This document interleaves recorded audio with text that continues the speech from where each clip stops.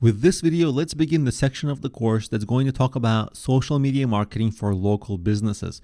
We're going to talk about all kinds of social media, and social media is something that everybody asks about. Like literally every small business owner, they're not professional marketers. So the most apparent strategy is social media marketing. So it's the first thing I get asked about, but not the most effective or highest priority strategy.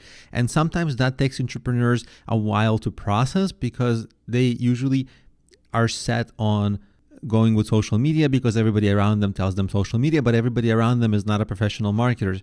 Even people calling themselves professional marketers are often not, because a lot of people just get into marketing and they spout all kinds of misinformation. But generally for local businesses, it's mostly about search, and social media is secondary priority with some exception, okay? Highly visual businesses, like if you have cool looking food or dessert or something like that, or you have something unique for travelers, those kinds of things are things that people browse around on Instagram. So those, yeah, sure, social media is great for those. But for most local businesses, that's not the case. Like a local cleaners, local dentist, social media is not for you. So what's the option? For all the other businesses, social media is really effective at re-engaging current customers and getting them to come back and become repeat customers, and re-engaging potential customers, people who may be followed on social media but haven't become customers yet. Don't let them forget about you. Re-engage them on social media, get them to come back. It's really good to offer customer support. Social media is really good for promoting different sales, promotions, any kind of contest you have. That's really good for social media.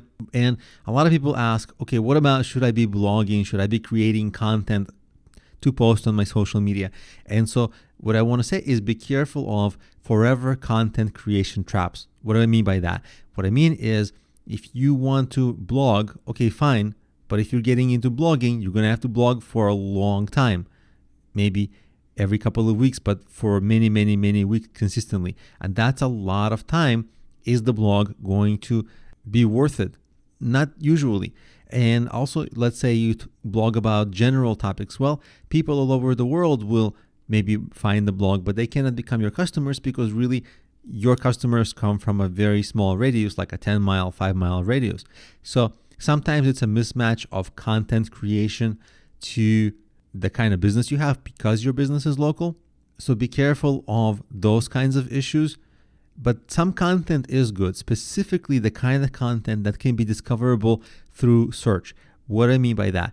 Let's say you have a gym. It's a local boxing gym. Okay, if you make a video on YouTube that is titled, let's say you're based in New York, so you make a video like New York boxing gym for beginners.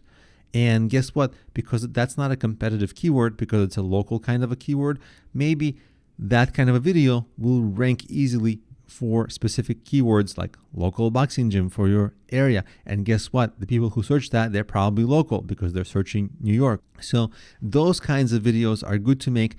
You don't have to make a lot of them because you don't have that many kind of keywords. And because you don't have many videos like that to make, you don't have to make the videos yourself. You can get them outsourced by somebody like on Fiverr. Just get it done once and get the video created for you, get the video promoted for you. Once the video ranks, you can kind of forget about it and the video sort of promotes you on cruise control. That kind of content that's evergreen, that has a chance to stay up and be discovered years from now, that's worthwhile doing.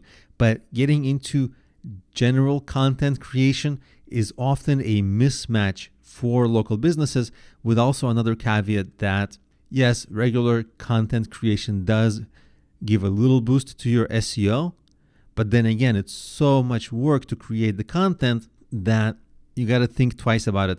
If you can outsource maybe like a monthly article, that's okay. But again, does that really move the needle? Maybe it's not the highest priority thing either. But anyway, that's the overview of social media marketing for local businesses. That's just a section introduction. So now let's get into the following videos.